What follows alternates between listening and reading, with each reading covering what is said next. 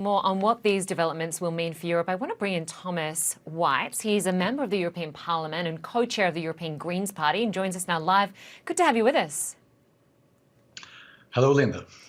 So just explain how Europe, in particular Germany, became so reliant on Russian energy and the strategic problem now at play.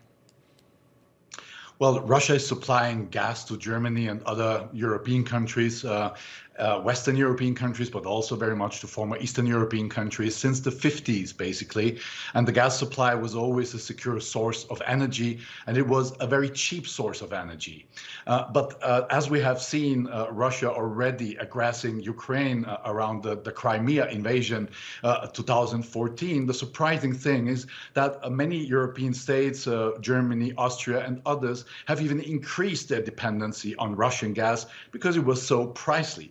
And also there is a big push towards reducing the amount of coal that is used, especially for energy production. And the plan, more or less, was to replace coal by gas. Well, it's a fossil fuel as well, but one that has less pollution, that emits less pollution, less CO2, as a kind of a bridge technology towards the renewables, towards the energy transition.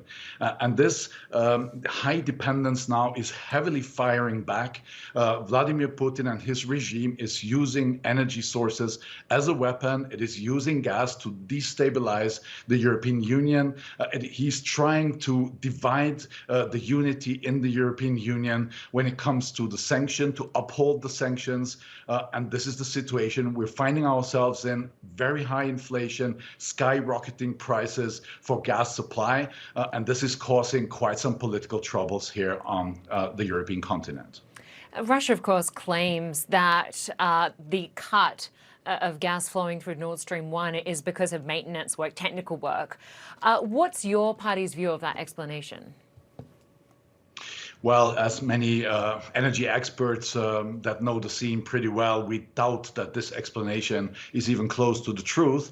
It is a strategic move to further increase prices for the gas, which increases also the income for Vladimir Putin's regime, and to increase the pressure on the European states. You can see already that the public support for the sanctions is dropping. It's still well above 60%, but you can see the numbers of support going down, and some of the EU countries are already starting to debate whether these sanctions are all too useful. And this political pressure will increase on the governments and the EU Commission. In the moment, winter comes, when it gets cold, citizens are scared of having any gas supply, probably, or even if they have one, well, whether it will still be affordable. And energy poverty is something that we've seen in, let's say, less wealthy Eastern European countries in the past, but now all EU states are heavily confronted with this phenomenon, and we need to react on this urgently. And you have mentioned it already. There's quite a push to reduce energy consumption. Especially European industry is heavily relying on gas for the production, steel industry, car industry, and their industry urgently needs to replace gas wherever they can in the processes with other energy sources, so we can reduce consumption as much as possible, so we have enough gas to actually heat households. And inflation, of course, in Europe today hitting another record high of 9.1%, fueled mainly by those soaring energy prices. So if Europe is seeking to lessen its reliance on Russian energy, what are the solutions? What are the options on the table right now? And how quickly will Europe be able to diversify? Well, in the short term, we need to diversify our gas supply. So we need to find other sources, and we do find other sources on the global market for import, mainly LNG gas. But on the long run, we're pushing a lot of investments towards renewable energies, towards wind, towards solar.